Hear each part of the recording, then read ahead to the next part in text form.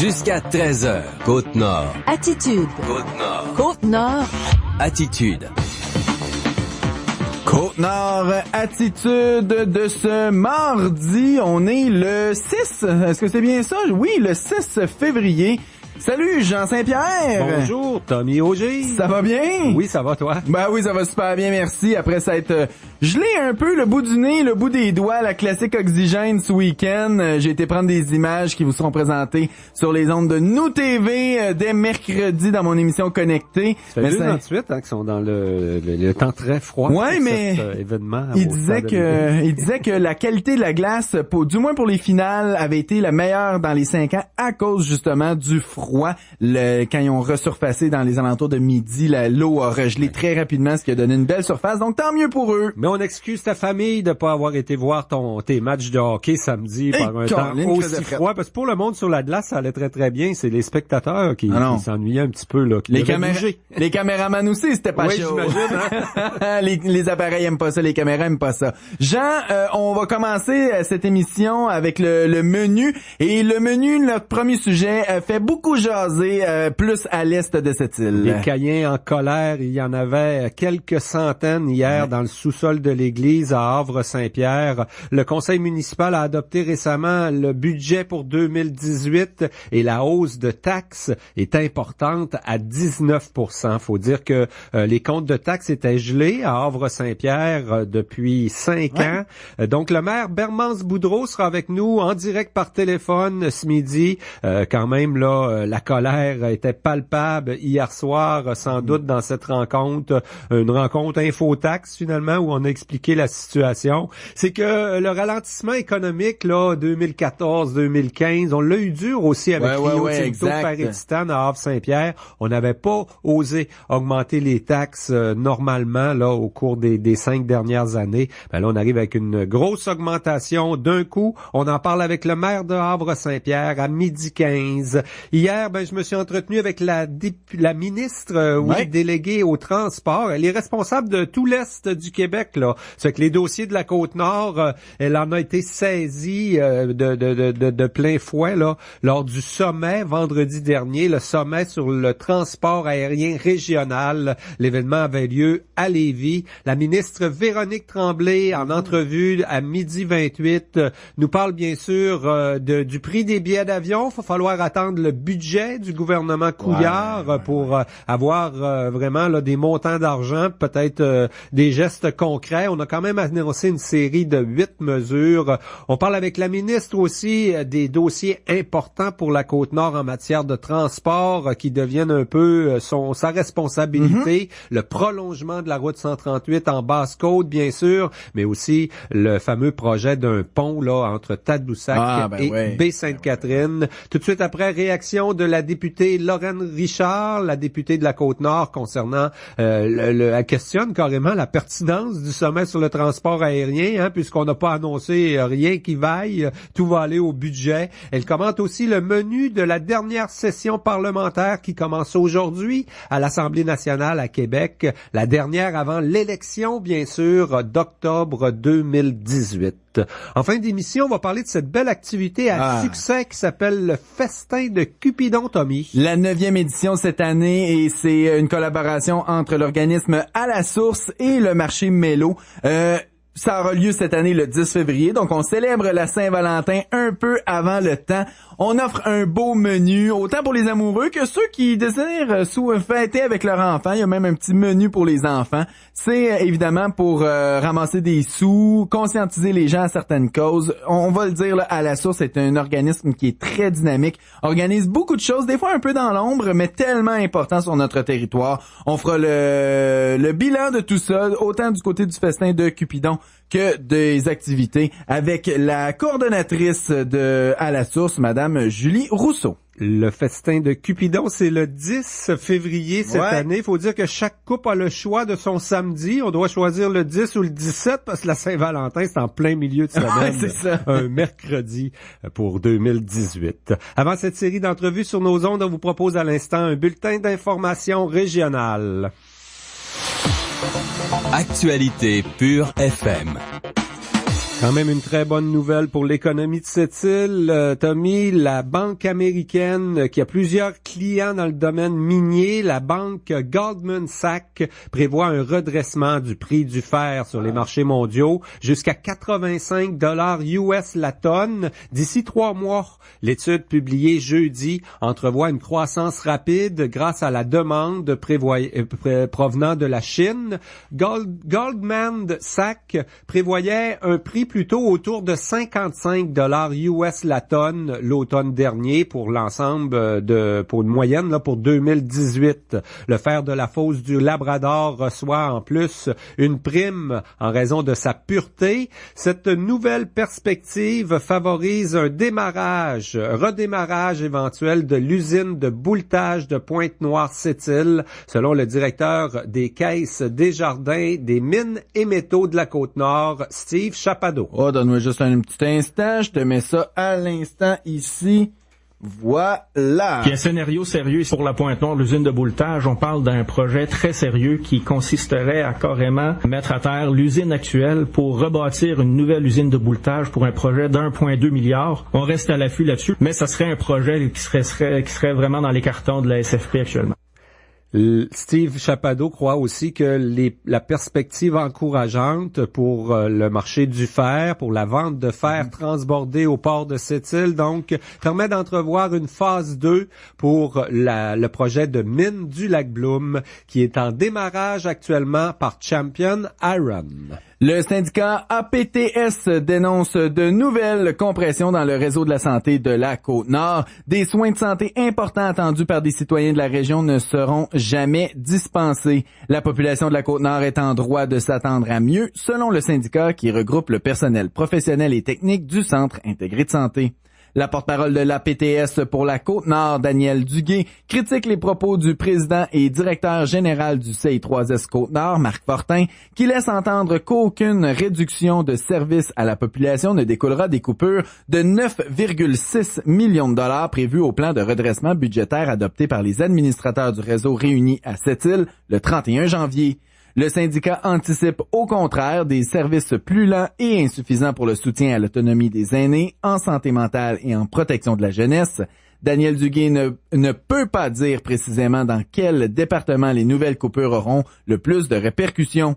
La porte-parole syndicale est convaincue que l'APTS défend autant le droit des citoyens à un niveau décent de service que les intérêts de ses membres. La ministre déléguée au transport, Véronique Tremblay, invite les gens de la Côte-Nord à patienter jusqu'au budget de mars prochain, qui sera porteur de bonnes nouvelles, selon elle, concernant le prolongement de la route 138, le prix des billets d'avion et peut-être aussi un pont entre Tadoussac et Baie-Sainte-Catherine. Elle assure que les décisions du gouvernement concernant les investissements en transport s'effectue sans partisanerie politique en fonction de la sécurité routière et du développement économique régional. C'est important d'écouter les gens et c'est d'abord ça et avant tout.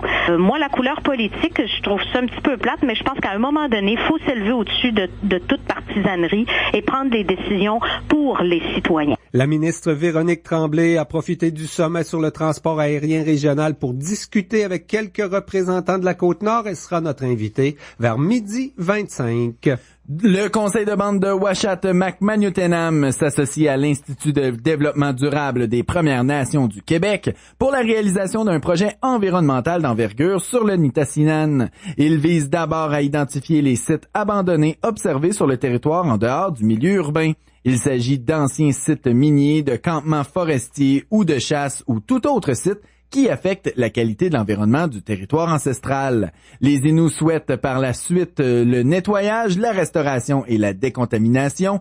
2 premières réunions ont lieu cette semaine au musée Chapoutoine à Ouachata. Une première baleine noire a été trouvée morte en 2018 dans l'Atlantique au large de la Virginie. Elle était empêtrée dans des agrès de pêche. Connue des scientifiques, la femelle de 10 ans a été aperçue à plusieurs reprises dans le golfe Saint-Laurent jusqu'au 29 juillet dernier. Au moins 17 baleines noires fréquentant notre région sont décédées en 2017. Selon le rapport scientifique, il ne reste plus qu'une centaine de femelles en âge de se reproduire. Les experts évalue que la baleine noire de l'Atlantique Nord va disparaître d'ici 20 ans si rien n'est fait. Et on termine avec la circulation là, qui peut être au ralenti aujourd'hui par le voyage d'un véhicule hors norme entre Saguenay et Port-Cartier. Donc les gens qui prennent la route, faites attention. Le ministre québécois des Transports informe les usagers des routes 172 et 138 que le véhicule escorté quitte Chicoutimi tôt ce matin. On s'entretient avec le maire de Havre-Saint-Pierre, Bermance Boudreau, dans quelques instants. Vous êtes sur les ondes de Pure FM et vous écoutez Côte-Nord Attitude. Attitude. Besoin d'aller à l'extérieur, mais pas de permis de conduire. Sur le pouce. Pas de voiture. Sur le pouce. Vous allez à l'extérieur, mais vous ne voulez pas faire la route tout seul. Sur le pouce. Vous cherchez un service gratuit et efficace. Sur le pouce. Sur le pouce. 962-3838. Chaque trousseau de clés perdues a une histoire. L'Association des amputés de guerre le sait bien, car tous les ans, elle retourne plus de 14 000 trousseaux de clés à leurs propriétaires. Merci à la personne qui a trouvé les clés de mon camion et qui a téléphoné au numéro inscrit sur ma plaque porte-clés des amputés de guerre. Aujourd'hui, je les ai reçus par messagerie. L'idée est fantastique et le service hyper rapide. Les plaques porte-clés de l'association, ça fonctionne et c'est gratuit. Commandez-les à amputédeguerre.ca et suivez-nous sur Facebook. Pourquoi moi? Il n'y en a pas dans la famille. Puis comment je vais leur dire ça? Tu te souviens le test que j'ai passé? Ben, c'est le cancer. Mais non, pas comme ça. Apprendre qu'on a un cancer, c'est un coup dur. Pour nous comme pour nos proches. La Société canadienne du cancer s'engage à répondre à vos questions sur le cancer, à vous offrir un soutien affectif, matériel et financier. Communiquez avec un de nos spécialistes. 1-888-939-3333 ou www.cancer.ca. Société canadienne du cancer. Les douces soirées Pure FM. Allô, c'est Valérie. Quoi de mieux pour terminer la journée que de se détendre avec les meilleures balades? Never mind, I'll find someone like you. Fais-moi la tendresse, l'amour sans chagrin, des mots sans promesse. À la vie, à la mort, je t'aimerai. De mon cœur et mon âme te chérirai.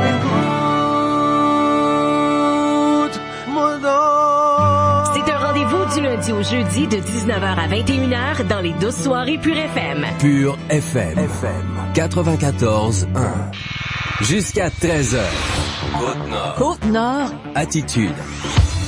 Jean, on peut dire qu'hier, du côté d'Havre-Saint-Pierre, il y avait salle comble pour une réunion municipale. On parle en fait d'environ 400 personnes réunies au sous-sol de l'église hier, des Caïens en colère peut-être. En tout cas, je pense que des citoyens d'Havre-Saint-Pierre qui avaient beaucoup de questions en raison de la hausse de taxes pour 2018 qui sera de 19%. Faut dire que les taxes étaient gelées depuis 5 ans là, dans le contexte économique qu'on a connu à Havre-Saint-Pierre.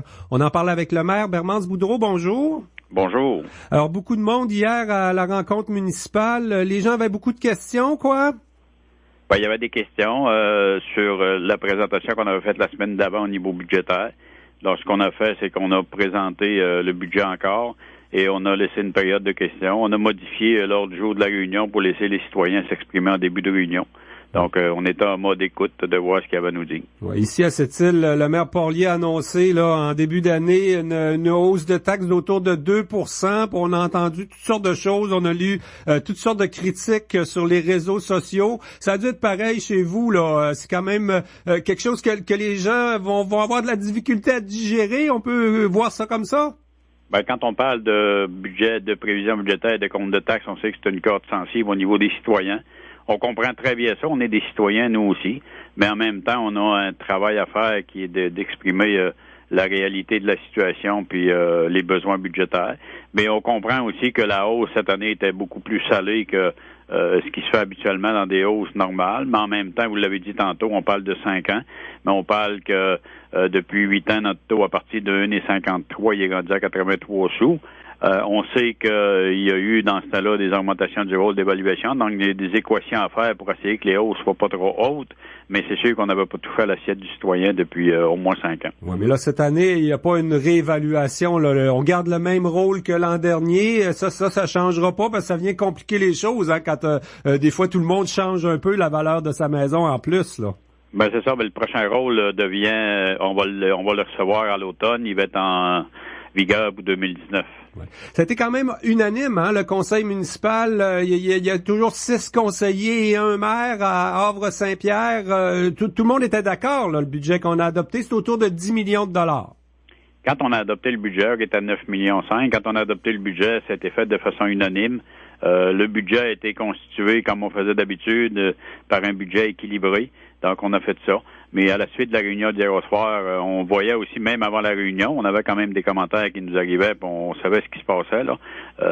On va regarder la situation pour voir qu'est-ce qu'il y a moyen d'être fait, mais à partir du moment où il y aura une diminution du taux qu'on avait annoncé, parce qu'il faut savoir que le budget est adopté, mais le taux de taxe n'est pas adopté encore. Faut s'attendre qu'il y ait des réductions de services en quelque part. Monsieur Boudreau, vous mentionnez que le taux de taxe était gelé depuis 5 ans. C'est pas peut-être une faute de pas avoir augmenté graduellement pour atteindre maintenant là, le taux qu'on a, parce qu'une augmentation de 19% d'un coup plutôt que d'augmenter de 3-4% sur une plus longue période, ça fait moins mal au portefeuille. Ben ça, on est d'accord avec ça. On l'a admis aussi. Je veux dire, il n'y a rien de parfait dans ça. Tout le monde apprend au fur et à mesure qu'on avance. Mais en même temps, on l'a fait pour les bonnes raisons quand on a pris les décisions pour le faire.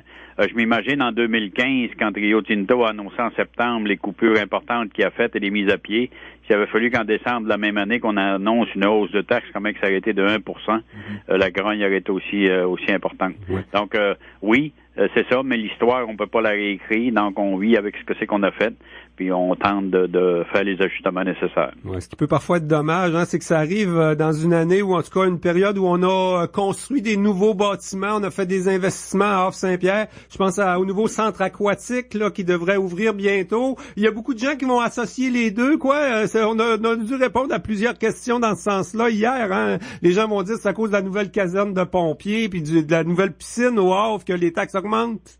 Oui, c'est sûr, mais la piscine n'a rien à voir dans ça parce que c'est une construction MRC, puis les opérations au niveau de la municipalité vont commencer à être défrayées à partir de 2020, à partir du moment où les redevances vont quand même être importantes. Puis ça a déjà tout été dit dans les rencontres, mais c'est sûr que le fait d'associer les nouveaux bâtiments, on a expliqué aussi par le budget, les redevances qu'on reçoit actuellement, qui sont de 1 350 000 de la Romaine, mais de d'autres événements qu'on a.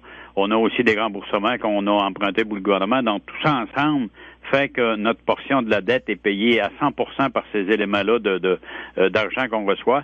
Puis, même si on a payé ça, il reste encore 600 000 de mettre dans le budget régulier. Donc, ça permet de payer des dépenses qui sont liées à des infrastructures. Fait que, c'est sûr, mais en même temps, je veux dire, dans les explications qu'on a données hier au soir, il y a des gens qui les recevaient, les explications, mais il y a d'autres gens qui étaient dans la salle. Peu importe les explications qu'on donnait, c'est pas ça qu'ils veulent entendre. Ouais. Là, comment ça va du côté du Havre, l'économie? Ça va mieux chez Rio Tinto, Fer et Titane? Quand ça va bien accompagné au Havre, en général, l'économie va bien, là? Ben, c'est au moins plus encourageant que ce qu'on a vécu les dernières années. À la fin de la dernière année, il y a eu quand même une augmentation des semaines de travail. On a vu qu'il y a un nouveau directeur qui a été nommé, qui a des approches qui, lui, il veut être en expansion, en mode avancement. Donc, je pense qu'il y a des opportunités intéressantes là. Comme tout le monde, on travaille sur des solutions de diversification au niveau de l'économie du milieu, mais c'est des choses qui sont pas faciles. Toutes les municipalités au Québec travaillent dans le même sens, puis les investisseurs potentiels ne sont pas si énormes que ça. Fait qu'il y a toutes sortes d'éléments comme ça, mais qu'on continue à travailler, puis on espère qu'à un moment donné, il va y avoir une annonce positive qui va se faire dans ce sens-là. En même temps, j'imagine que les Caïens, le monde de la Minganie, d'Havre-Saint-Pierre sont en train un peu de faire leur deuil du chantier Romaine qui tire à sa fin quand même. Là, il reste peut-être 2 ans et demi de chantier. On est déjà finalement peut-être qu'on embauche déjà pas mal moins là que lors du pic il y a quelques années. On a tout essayé pour préparer l'après Romaine, mais finalement on va le vivre quand ça va arriver du côté d'Havre-Saint-Pierre, j'imagine. Ouais. Mais il faut penser que préparer l'après Romaine, on va dans le domaine construction, on s'imagine que ce barrage-là qui était à 6 milliards quelque chose, donc c'est une période de 10 ans à 600 millions par année, remplacer 600 millions par année de construction, on y pense que ça peut donner quand un garage coûte 5 millions. Donc c'est impossible de remplacer le volet construction. Ce qu'il faut voir dans ça, il y a le volet construction, mais il y a le volet opération après Romaine aussi. Donc c'est quand même 70 à 80 emplois permanents réguliers d'Hydro-Québec. Il y en a déjà plusieurs d'engagés. Ça, c'est des emplois qui vont rester là de façon permanente pour la durée des barrages. Donc, ce volet-là est très, très intéressant.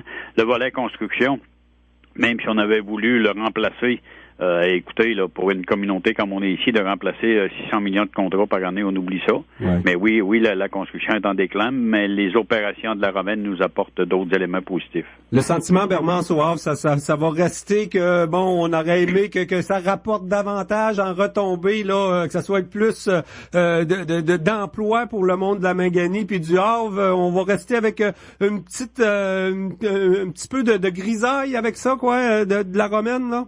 Ben, je pense que c'est pareil dans tous les chantiers de construction. Hein. On en fait d'autres des chantiers de construction, puis c'est la même affaire. On demande d'engager le plus possible les gens du milieu, mais en même temps, c'est soumis à des règles de construction, c'est soumis à des règles de donneurs d'ordre et tout ça, puis il faut vivre avec ça. Là. On essaie toujours d'aller chercher le maximum possible, mais on n'atteindra jamais ce qu'on voudrait. Ouais. On est un petit peu tous au même point, hein, les leaders de la Côte-Nord. On souhaite de la diversification économique. À Havre-Saint-Pierre, on le voit, on a une certaine dépendance en la compagnie là, Rio Tinto qui est là, qui est un bon employeur, mais quand même, la diversification, ça serait bienvenu. Chez vous, ça serait le tourisme surtout, un lien interrive, ce qui se passe à Anticosti. Elle est là, la diversification, bonifier le tourisme? Ben, c'est les éléments qu'on travaille. On a identifié le tourisme comme étant un élément de diversification intéressant, mais encore là, je veux dire, il y a des actions qu'on peut porter. Il y a un colloque touristique qui se passe ici cette semaine. Donc, on va voir les actions à la suite d'une étude de toute la région qui a été faite. Oui, il y a un potentiel là, mais il faut penser que les années qu'on vit là, toutes les municipalités du Québec, on est à la même place, là. On vit une modification dans la gestion municipale des choses et c'est pas facile. On est la municipalité, on est l'élément le plus proche du citoyen, mais on est l'élément qui se fait pelleter aussi des comptes de taxes de la Sûreté du Québec qui augmentent de façon importante. On doit contribuer à la MRC, on doit contribuer à un paquet d'affaires, mais c'est toujours la municipalité qui s'occupe du compte de taxes. Il y a des années extrêmement difficiles de défis qui s'en viennent. Oui, et puis on le voit particulièrement là quand on est obligé d'imposer une hausse aussi importante, des rencontres comme hier soir. C'est pas facile à vivre là au niveau de la gestion du stress sur le plan personnel non plus. Bermance Boudreau, un gros merci d'avoir pris du temps avec nous en direct avec la radio de Sept-Îles. Ça me fait plaisir. Bonne journée. Jusqu'à 13h. Côte-Nord. Côte-Nord. Attitude. Pure FM 94.1. Vous êtes à la recherche de personnel? Saviez-vous que vous pouviez annoncer vos offres d'emploi ici, sur les ondes de votre station Attraction Radio? Une façon efficace et ultra rapide de rejoindre les gens directement dans leur quotidien. En plus, nous offrons un tarif spécial aux entreprises de la région pour les aider dans leur démarche de recherche de personnel. Pour information, contactez l'un de nos représentants au 94.1 Pure FM au 88 962 3838. Saviez-vous que la majorité des incendies mortels surviennent dans les résidences? Dans la plupart des cas, les pompiers ont constaté qu'il n'y avait pas d'avertisseur de fumée ou encore que celui-ci n'a pas fonctionné, souvent en raison d'une pile absente ou épuisée. Rappelez-vous qu'un avertisseur de fumée et une pile en bon état, c'est comme avoir chez soi un pompier qui surveille 24 heures sur 24. Aujourd'hui, pensez à changer la pile de votre avertisseur de fumée. Une invitation de votre service municipal de sécurité incendie et de votre station de radio locale. Le party du vendredi. Salut tout le monde, c'est David. Après une longue semaine de travail, je vous propose de commencer le week-end en faisant le party avec moi et mes nombreux collaborateurs. Au menu, de la folie, des suggestions de drinks, de jeux et d'activités pour agrémenter vos soirées festives, des concours et bien sûr la meilleure musique de party avec les vagues musicales mixées par mon ami Mike Ouellette. Commencez votre fin de semaine en faisant le party avec nous tous les vendredis de 16h à 19h. Pure FM 94.1. Côte-Nord. Attitude. Pour un retour sur le sommet sur le transport aérien régional de vendredi à Lévis, je m'entretiens avec la ministre déléguée au transport, Véronique Tremblay, qui était aux côtés du premier ministre Philippe Couillard quand il a annoncé 8 mesures, justement, au sommet sur le transport aérien régional. Bonjour, Madame Tremblay. Bonjour, Monsieur Saint-Pierre. Madame Tremblay, ça a été beaucoup médiatisé, là, et c'est bien connu. Vous le savez, les billets d'avion entre Montréal et Pékin, ça coûte moins cher qu'un billet d'avion entre Montréal Montréal et Sept-Îles. Dans tout ce qu'on a annoncé à ce sommet vendredi, là, qu'est-ce qui va améliorer la situation chez nous, vous pensez? Bien, évidemment, il y a un ensemble de petites choses qui vont pouvoir donner un coup de pouce supplémentaire. Notamment, on a annoncé la simplification et la bonification du programme de réduction des tarifs aériens. Ça existait déjà, notamment pour la Basse-Côte-Nord, les Îles-de-la-Madeleine, le Grand Nord, mais là, on va l'étendre à de nouvelles régions, dont la Côte-Nord. Alors, la Côte-Nord va en faire partie. Ça veut dire jusqu'à Sept-Îles, Bécomo, même dans nos grandes villes ou plus dans les petits aéroports, là? C'est toute la Côte-Nord, oui. Alors, vous allez pouvoir en bénéficier. C'est la même chose pour la Gaspésie, le Saguenay-Lac-Saint-Jean, Bas-Saint-Laurent, Abitibi-Témiscamingue. Donc, c'est un pourcentage du billet d'avion qu'on rembourse et jusqu'à un montant X là, par année. Là, il y a un plafond. Évidemment, lors du budget, là, on va savoir exactement quel est le pourcentage pour la région de la Côte-Nord et quel est le plafond. Mais ça, c'est une bonne nouvelle parce que déjà, ça va être un impact direct pour réduire le coût du billet. Aussi, on a annoncé la mise en place d'un nouveau programme d'aide pour les infrastructures aéroportuaires régionales. Évidemment, je comprends que pour l'aéroport de Sept-Îles, c'est un aéroport, si je me souviens bien, fédéral. Donc, ce programme-là ne s'adressera pas à votre aéroport, mais ça va aider quand même pour plusieurs aéroports au Québec, une quarantaine qui sont de gestion municipale. Je crois que c'est le cas pour Bécomo, là, sur la Côte-Nord. Madame Tremblay, vous connaissez la réalité des régions. Vous venez de Saint-Ambroise à Saguenay, là, c'est un coin que je connais bien également. Moi, je viens de Kenogami, là. Monsieur Simard qui est venu, là, dans la pré-tournée de ce sommet-là, le député Serge Simard qui connaît très bien la réalité à l'aéroport de Port-Alfred, comme on dit par chez vous, entre autres. C'est souvent la même chose. Ici, Air Canada est très souvent tout seul. Aussitôt qu'il y a un petit transporteur qui essaie de compétitionner, oups, les prix baissent chez Air Canada, puis après ça, quand on a réussi à faire mourir la compétition, les prix reviennent élevés. Vous l'avez entendu de la bouche de notre députée Lorraine Richard à plusieurs reprises vendredi. Ça, on peut pas s'attaquer à un monopole comme Air Canada? En fait, ce qu'on peut faire, c'est mettre des outils en place pour aider à la concurrence. Et on a annoncé la mise en place d'un programme d'aide pour la desserte aérienne régionale.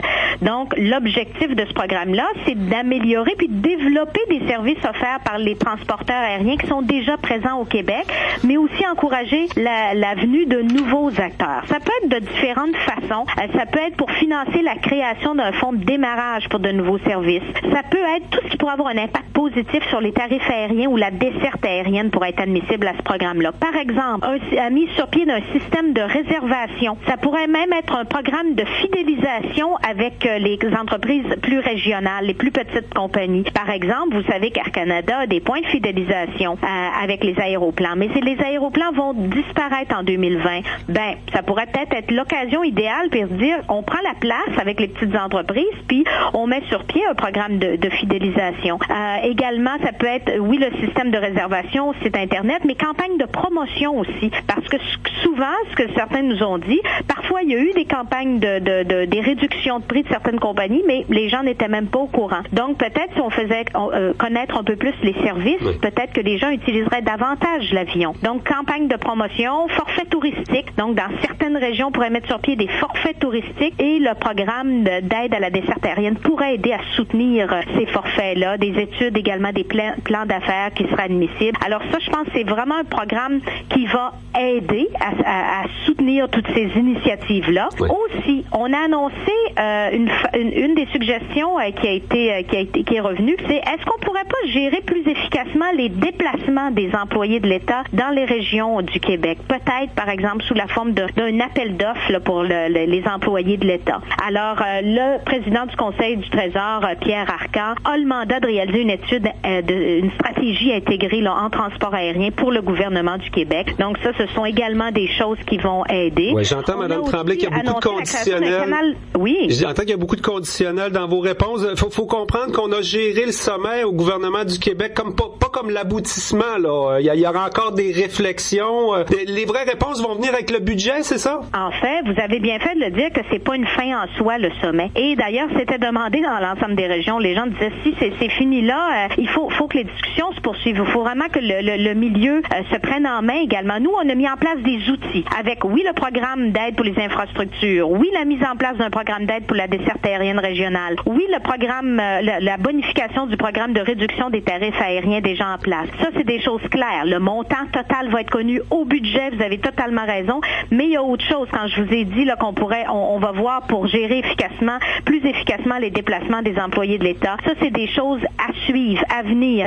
On a aussi annoncé la création d'un canal de communication avec sur le transport aérien avec le gouvernement fédéral. Parce que, entre autres, ça pourrait être le cas, par exemple, pour l'aéroport de cette île. Bien souvent, les demandes, ils doivent être acheminés au bon endroit parce que ça relève du fédéral, le transport aérien, c'est de juridiction fédérale. Mais là, il va y avoir vraiment un canal. Il y avait d'ailleurs un haut fonctionnaire du fédéral qui était sur place au sommet. Et il va y avoir un canal de communication direct là, pour faire valoir les demandes du Québec à ce niveau. Aussi, ce qui a été annoncé, c'est il va y avoir des mesures concrètes pour que les Québécoises puissent visiter nos régions à plus faible coût. Ça va s'adresser à l'ensemble du Québec. Découvrez votre Québec pour faire connaître nos belles régions. Vous l'avez dit, je viens moi-même d'une région, puis j'aime visiter nos belles régions. Pourquoi on pourrait même attirer des gens de l'extérieur qui pourraient prendre l'avion pour visiter nos belles régions, pourquoi pas. Oui. Bref, on est en train de travailler là-dessus avec le ministère du Tourisme et l'Alliance de l'industrie touristique du Québec, les compagnies aériennes aussi qui sont présentes sur le territoire pour mettre au point en ce moment cette mesure. Et on va créer aussi un groupe de travail national permanent qui va avoir pour mandat, évidemment, d'évaluer nos mesures gouvernementales là, pour vérifier est-ce que ça fonctionne vraiment, la stratégie, est-ce qu'on devrait plus pousser sur autre chose. Notamment, on va réfléchir à l'opportunité de mettre en place un programme de prix plancher pour certaines dessertes régionales, donc impliquant un mécanisme de compensation financière qui permettrait d'assurer le respect du prix plancher. Il faut savoir que comme c'est de juridiction fédérale, le Québec ne peut pas imposer un prix plancher par voie réglementaire. Oui, donc, madame, la seule façon de le faire, ce serait par compensation financière. Donc, on va réfléchir à tout ça également avec le groupe de travail national. On va analyser aussi les coûts. Ce comité-là va analyser les coûts et la portée de l'option d'abolir la TVQ, mais aussi de voir dans quelle mesure ce serait la meilleure option pour réduire les coûts des billets, parce que il faut analyser si les coûts associés à une telle mesure auraient les effets escomptés. Peut-être que ce serait encore mieux de les allouer autrement là, pour maximiser les bénéfices aux citoyens. Alors, donc, beaucoup d'options sur la table, Madame Tremblay. Vous savez, dans une région comme la nôtre, là, toute la question des transports, c'est tellement important. On en parle tout le temps. Il n'y a pas juste l'aérien, hein. Il y a le maritime. Il y a une partie des villages ici qui sont pas reliés par route. Il y a la fameuse route 138 qu'on aimerait prolonger. Il y a d'autres gens de la Côte-Nord qui vous parleraient d'un pont sur la rivière Saguenay, là, entre Tadoussac et Baie-Sainte-Catherine. Ça prend beaucoup d'argent en transport sur la Côte-Nord. Vous en êtes consciente, comme ministre délégué au transport, là, on peut aller en chercher, quoi, dans les prochaines années pour une région comme la nôtre, là? Mais je vais vous dire, c'est sûr que la sécurité est ce qui prime dans nos décisions au niveau du développement des infrastructures routières, mais aussi, on pense aussi à l'économie quand on pense au plan Nord également, quand on pense au développement touristique. Ce sont des éléments importants. Évidemment, dans quelques mois, même quelques semaines, on va dévoiler là, notre programmation là, pour les travaux routiers, notamment.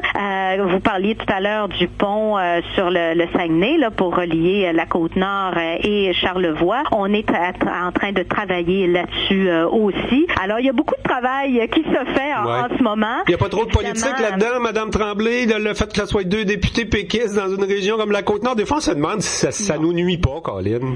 Écoutez, moi, je travaille pour le bien des citoyens. C'est les citoyens d'abord et avant tout. Alors, c'est tout. Je suis allée rencontrer, même du côté que ce soit à Rimouski, j'ai rencontré également un maire, j'ai rencontré des gens des gens d'affaires.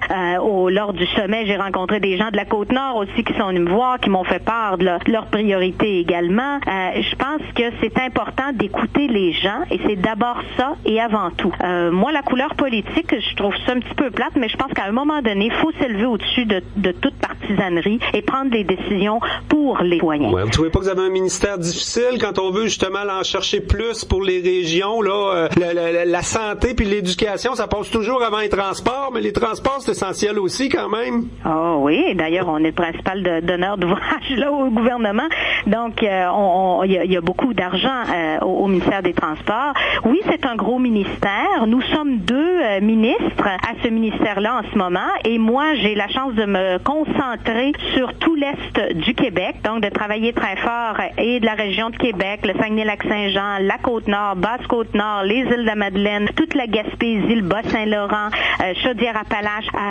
Alors, je travaille très fort là-dessus, c'est clair. Dans le fond, j'ai la moitié du Québec au niveau des infrastructures routières. Ça veut dire que nos maires en ont profité du sommet là, pour faire du lobbying auprès de la ministre déléguée au transport pour lui parler du prolongement de la route 138 là, en Basse-Côte-Nord. Là. J'ai eu des échanges là-dessus aussi. Il y a du travail qui s'est fait, il y a du travail qui continue de se faire et il y a du travail qui va se faire. Ça, c'est sûr. On le prend, les régions, on le dit, c'est des priorités pour notre gouvernement. On les a à cœur. Je suis moi-même une fille de région. Vous l'avez dit, je viens de Saguenay-Lac-Saint-Jean. J'ai travaillé en Abitibi, en Gaspésie aussi. J'ai plusieurs collègues également qui viennent des régions. On le sait à quel point c'est important, nos régions. On va travailler très fort. Ça, il n'y a pas de problème là-dessus. Puis je pense que vous allez pouvoir regarder le prochain budget et il va certainement y avoir de bonnes nouvelles, notamment en transport aérien régional. Ça, vous pouvez être assuré. Quand j'ai un dossier à cœur, je mets l'énergie qu'il faut. Je suis pas reconnue pour une personne qui s'assoit. Je travaille fort. Eh bien, Véronique Tremblay, ministre déléguée au transport, un gros merci pour avoir pris du temps avec nous au radio de Sept-Îles-Port-Cartier. Ça fait plaisir. Au revoir. Jusqu'à 13h. Côte-Nord. Côte-Nord. Attitude. Pure FM 94.1. Vous écoutez Côte-Nord Attitude, en direct du studio Centre-Hi-Fi Groupe Select Sept-Îles.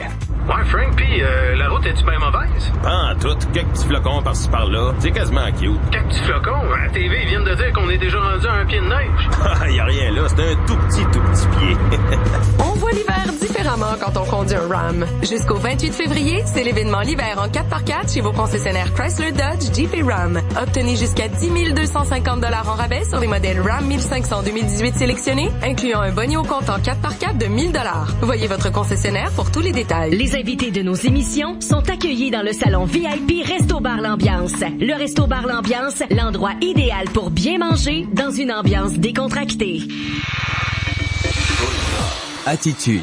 Avec la députée de Duplessis, Lorraine Richard, on va parler du sommet sur le transport aérien régional, l'événement avec le premier ministre et bien des annonces, finalement, 8 mesures qui vont prendre forme probablement plus dans le budget, là, dans quelques semaines, le budget du gouvernement libéral. Lorraine Richard, bonjour. Bonjour. Ce sommet à Québec, à Lévis, en fait, tu y as assisté, là, les points de vue divergent si on regarde l'Union des municipalités du Québec et les maires semblent plus satisfaits que la députée de Duplessis suite à cet événement-là?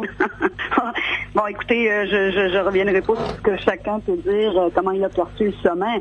Moi, ce que je peux vous dire, c'est sûr que je suis restée sur mon appétit parce que après presque 2 ans de consultation, savoir que le Parti libéral a quand même fait une grande consultation dans toutes les régions du Québec. Et le sommet sur le transport aérien, c'est parce que des régions, comme la région Côte-Nord, est à la merci du monopole d'Air Canada avec des prix des billets d'avion qui peuvent varier de 900 $ à 1200 $. Et à moyen terme, moi, j'ai pas vu de mesures concrètes pour faire en sorte que Air Canada n'est plus un monopole comme il est présentement. Oui, ils ont quand même annoncé des choses là un petit peu avant le sommet. Les billets ont un petit peu baissé entre Sept-Îles et Montréal, Québec, là, du côté d'Air Canada. Le monopole, c'est ce qui dérange tout le monde finalement dans cette industrie-là. Absolument. Écoutez, pour des vols comparables, des liaisons comparables en Ontario, on est 55 fois plus cher ici au Québec. Vous savez qu'à chaque fois qu'il y a un nouveau transporteur qui arrive en région, Air Canada, subitement, comme il l'a fait le matin du forum, baisse les prix, mais quand la concurrence est plus là, Air Canada remonte les prix. Donc, oui, il y a quelques mesures pour les infrastructures aéroportuaires. On va voir ça dans le prochain budget. Quelles seront les sommes disponibles? Est-ce qu'elles seront étalées dans le temps, comme c'est souvent le cas avec le Parti libéral quand ils nous font des annonces? Quel aéroport pourra se qualifier pour mettre à jour des infrastructures? On verra bien. Mais moi, en gros, ce que j'ai vu, c'est un site web web. On a parlé beaucoup d'études, d'analyses, d'avoir un comité permanent. On va discuter avec le fédéral. Oui, on veut pour le tourisme, mais concrètement, moi, je pense qu'ils ont raté la cible parce que l'objectif principal, c'était vraiment des coûts déraisonnables des billets d'avion en région. Et là-dessus, moi, j'ai pas vu de mesures concrètes. Il y a quand même eu plusieurs annonces là pour les infrastructures. Il y a des budgets qui vont suivre. C'est ce qu'on comprend dans l'annonce du budget dans quelques semaines. Pour le tourisme, on a quand même annoncé un programme Découvrons notre Québec qui pourrait permettre que les gens viennent en avion à moindre coût. Il y a toute la question aussi, là, comme en Basse-Côte-Nord, on a un certain remboursement des billets d'avion, un peu comme aux îles de la Madeleine. Ça va s'étendre, pas jusqu'à cette île quand même, mais peut-être en Mangani, hein? Oui, ça va s'étendre dans différentes régions du Québec, entre autres, l'Est du Québec, le Saguenay-Lac-Saint-Jean, l'Abitibi. Il faut savoir qu'il y a un maximum. C'est quand même, je veux dire, c'est pour, vous êtes un accompagnateur, il y a différentes formules dans ce remboursement qui, déjà, ce remboursement faisait pas l'affaire de tout le monde parce qu'il fallait qu'il soit bonifié. Vous savez qu'il y a toujours certaines règles et c'est toujours le diable est dans les détails. Donc, on verra comment tout ça va se concrétiser. Mais est-ce qu'on s'attaque réellement au problème? Vous savez, on va donner un remboursement, mais encore une fois, on n'a pas agi pour faire en sorte que Air Canada n'ait plus ce monopole comme il a dans différentes régions du Québec, entre autres dans la région de la Côte-Nord.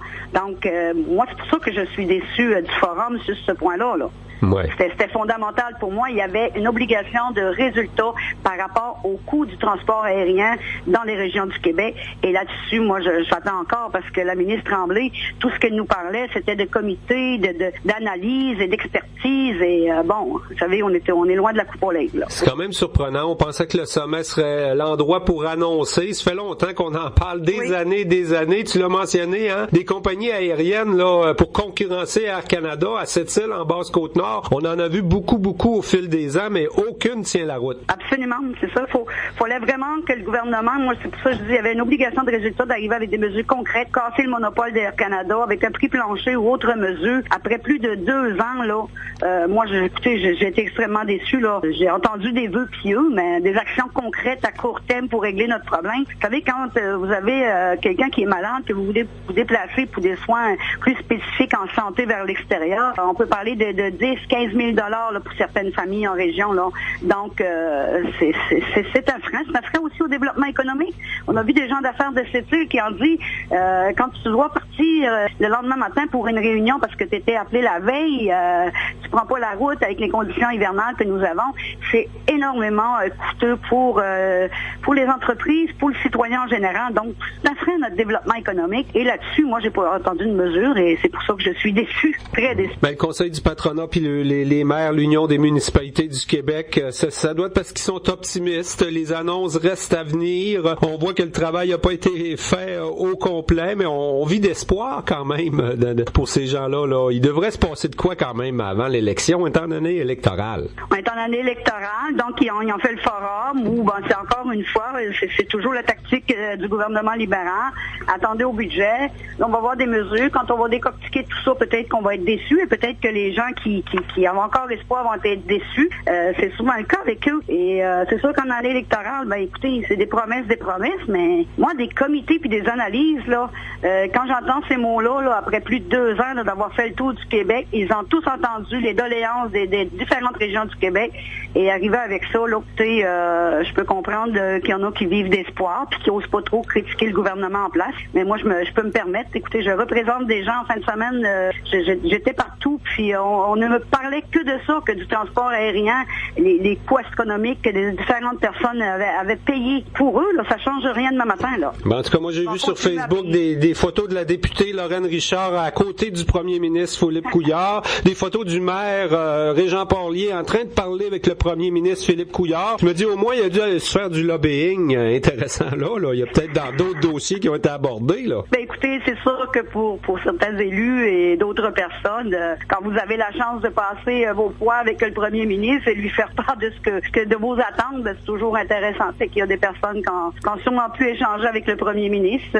C'est sûr que moi, j'étais à la table du premier ministre et la ministre déléguée au transport, ainsi que d'autres collègues. Donc, on a échangé. Puis, ils me connaissent assez bien pour savoir que moi, je n'étais pas très satisfaite de leur annonce.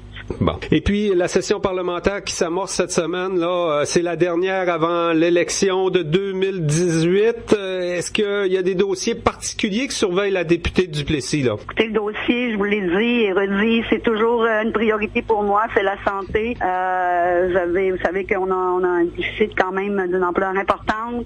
Je vais rencontrer le PDG, M. Fortin, prochainement, où il va me faire part sûrement d'un plan de redressement. Fait qu'on va surveiller ça de très très près, parce que ma priorité est toujours le service aux citoyens. Un déficit d'une telle ampleur, c'est sûr que ça m'inquiète pour justement comment on va...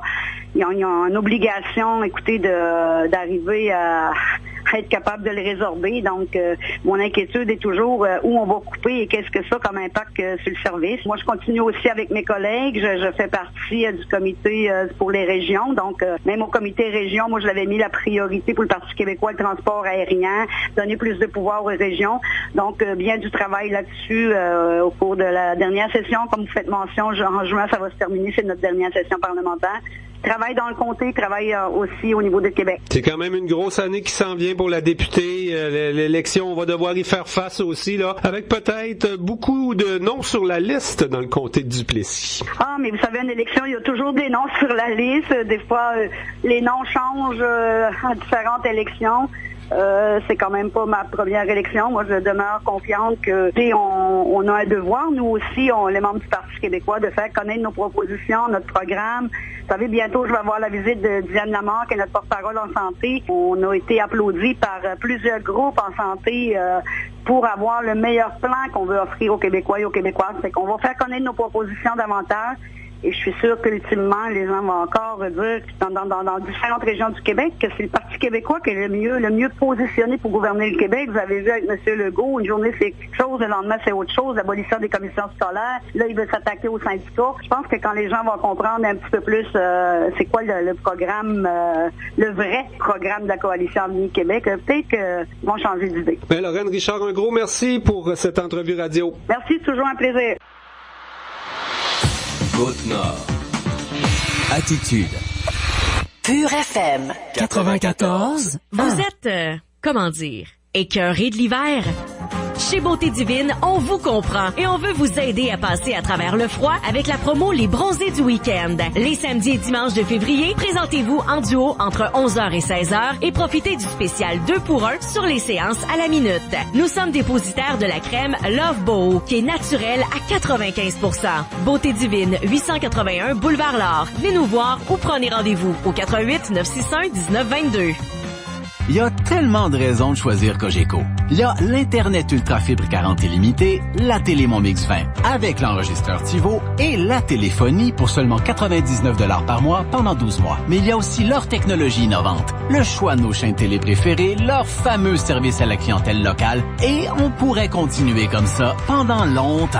Découvrez vos raisons de choisir Cogeco à cogeco.ca/on choisit. Des conditions s'appliquent. Choisissez Cogeco. Passez en mode épatant. Imaginez obtenir le Ford de vos rêves rempli de techno. Tellement. Non, techno dans le sens de technologie. Ah, merci. Jusqu'au 28 février, vos détaillants Ford paient vos 3 premiers mois jusqu'à 1 500 $ au total sur des Ford comme l'Escape SEL 2018, équipé de Sync Connect qui vous permet de verrouiller et déverrouiller votre véhicule de n'importe où avec l'application Ford Pass. Hey, ça, j'aime ça! Visitez votre détaillant Ford ou trouvez votre Ford.ca.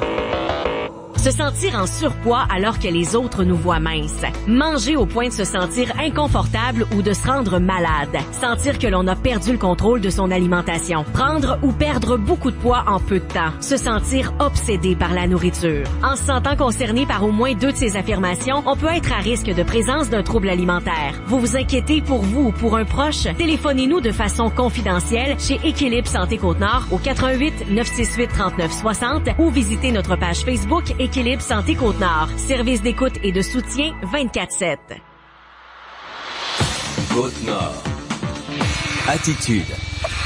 Pure FM 94. 1. Alors, Jean, Alors, Jean, on termine ça en beauté en parlant de la Saint-Valentin pour une 9e année. Le fameux festin de Cupidon en collaboration entre l'organisme À la Source et le marché Mello revient encore une fois.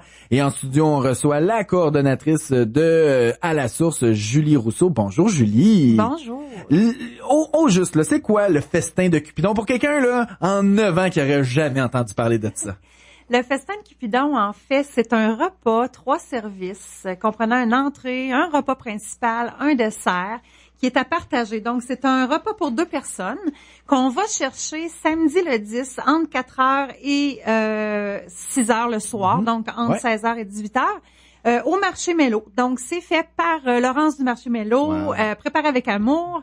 Et puis, ça permet de nous, c'est une activité bénéfice, donc ça vient directement donner des sous à la Source Sept-Îles. On va donner un petit aperçu de ce que les gens vont avoir le droit dans leur boîte repas pour cette année. Du houmous à la betterave accompagné de saucissons et autres gourmandises, de la bavette de bœuf sauce aux cerises et épices, et en dessert, gâteau mousse au chocolat avec fond croustillant. Vraiment, là, c'est pas une petite boîte à lunch avec une sandwich puis 2-3 carottes, là. Non, c'est vraiment un vrai repas pour se gâter, là. Ça peut être acheté, il y en a qui l'achètent pour faire un repas d'amoureux à la maison, pas de repas à préparer, pas de vaisselle à faire, c'est merveilleux. Ça, c'est mieux. Et puis, il y en a aussi qui se regroupent entre amis. Okay. Donc, il y en a qui achètent ça en petits groupes, là, des billets de 2 personnes. Puis aussi, on a la version, depuis quelques années déjà, on a intégré un repas pour enfants. Ben, c'est ça, parce que souvent, un repas de la Saint-Valentin,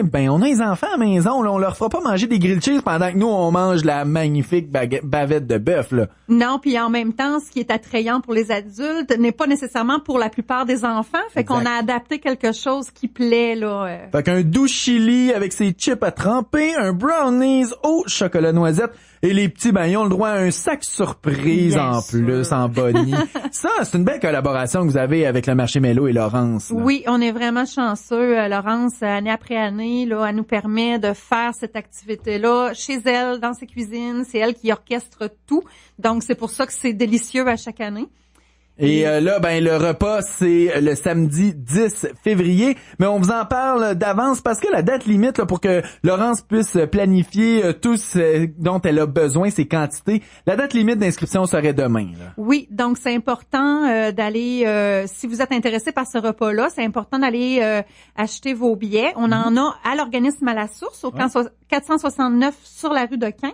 Mais Laurence, elle en a aussi à vendre là, à même le marché Mello. Donc, c'est 2 endroits où est-ce que vous pouvez aller acheter vos billets. Moi, j'en suis encore à me demander qu'est-ce qu'on fait quand la Saint-Valentin arrive en plein milieu de semaine, un 14 comme ça. Vous avez tiré au hasard, vous avez dit on va faire ça le samedi un peu avant, ça aurait pu être le 17 aussi. Finalement, on peut peut-être fêter la Saint-Valentin 2 fois, le 10 et le 17. Et le souligner le 14 aussi. Il y a toujours des bonnes raisons pour fêter l'amour. Ça marche bien quand même, le festin de Cupidon, ça sonne bien, hein. C'était une bonne idée dès le départ. Est-ce que ça vaut la peine? Ouais, vous avez une bonne entente, puis c'est vraiment payant là pour vous autres, parce que c'est ça le but, c'est une activité bénéfice. C'est une activité bénéfice, c'est ça, mais je trouve quand même que 70$ pour un repas qui est vraiment, vraiment bien pour 2 personnes, c'est quand même abordable. Ça permet aux gens qui ont des jeunes familles de sauver sur la gardienne, d'avoir quand même du bon temps et puis de partager, c'est ça, un bon repas gastronomique. Je suis sûr qu'il y a plein de monde qui le font pour le repas gastronomique, mais il y en a qui le font pour la cause aussi. Oui, parce qu'à la Source, on a, en étant un organisme communautaire à but non lucratif, il faut faire des activités comme ça de financement parce qu'on n'a pas le choix d'aller chercher des sous pour rester en vie puis offrir tous les beaux services qu'on a à offrir. Et des activités, vous en avez. Je le disais en ouverture d'émission, vous êtes un organisme qui est extrêmement présent sur dans le milieu, mais des fois, vous le faites peut-être un peu plus moins médiatiquement connu, là. Donc, vous faites vraiment vos choses et vous le faites très bien. Il y a les ciné-poupons, les cinémas que les gens peuvent aller avec leurs enfants. Il y a des tables à langer, c'est vraiment fait pour ça. Mais une des grosses activités, c'est tout l'accompagnement à l'allaitement. Ça, c'est vraiment une de vos missions. Là.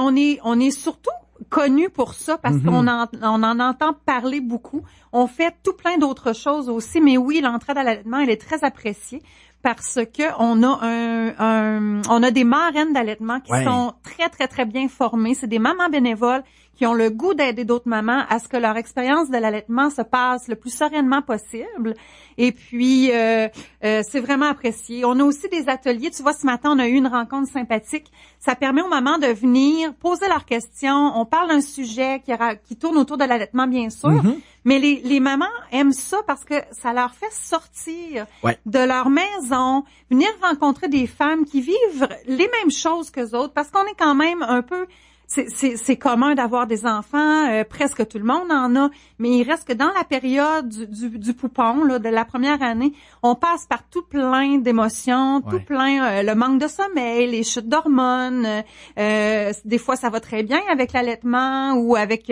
pour ceux qui allaitent pas, ça peut se passer très, très bien, mais dans les deux cas... Juste de sortir et d'échanger, ça, des fois, ça fait pour beaucoup. Là. Oui, puis d'aller chercher des petits trucs aussi de l'une et l'autre, là, c'est le fun. Puis puis briser l'isolement. Hein, oui, se faire un réseau aussi, c'est bien. Le projet de maison de naissance à cette île là, ou d'accouchement avec des sages-femmes, moi, je pensais que le premier bébé assisté par une sage-femme arriverait au monde en 2018 à cette île, mais ce sera peut-être pas le cas. Ça. Malheureusement, c'est hors de notre contrôle. On essaie de mettre de mettre une certaine pression dans le sens qu'on essaie de démontrer le besoin des femmes de la Côte-Nord d'avoir accès à ce service-là parce qu'on est une des seules régions. En fait, je crois qu'on est rendu la seule région à part dans le nord du Québec là à ne pas avoir droit à ce service-là.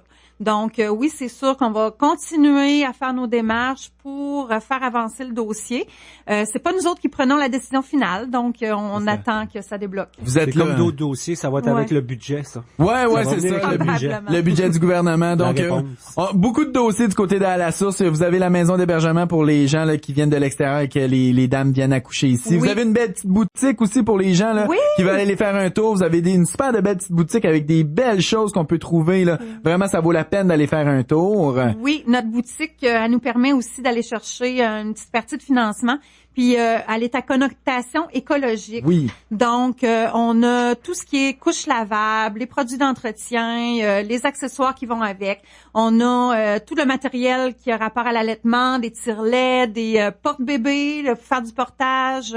On a des vêtements d'allaitement, on a c'est ça, et plein de produits bio aussi qui viennent du Québec. Oui, c'est bien. Allez-y, allez découvrir. Donc on répète là l'adresse de la maison à la source. 469 Avenue de Caen. C'est la place que vous pouvez vous procurer des billets pour le fameux festin de Cupidon. Vous pouvez aussi vous les procurer au marché Mello. Vous avez jusqu'à demain pour vous les procurer. Le repas pour deux est à 70 $, le repas pour enfants à 10 $. Et c'est la 9e édition du festin de Cupidon le samedi 10 février. Julie Rousseau de À la Source, merci beaucoup. Merci.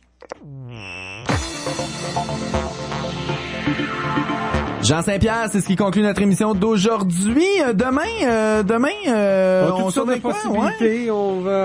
Déjà demain, il va y avoir une annonce du côté de Galix, mais en après-midi, donc on y reviendra là-dessus. Concernant le chalet de la station de ski. Ouais, c'est ça, exactement. Il y a donc une activité du côté du regroupement des femmes également dans le communautaire demain. On devrait aborder d'autres sujets également. Ah, il y a jamais trop. On a toujours des choses pour vous. Donc bon après-midi tout le monde, bonne fin de journée.